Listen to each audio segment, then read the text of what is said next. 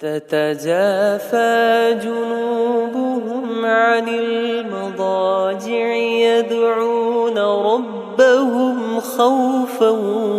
وطمعا ومما رزقناهم ينفقون فلا تعلم نفس ما أخفي لهم من قرة أعين جزاء بما كانوا يعملون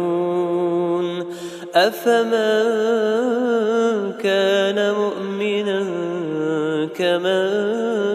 كان فاسقا لا يستوون أما الذين آمنوا وعملوا الصالحات فلهم جنات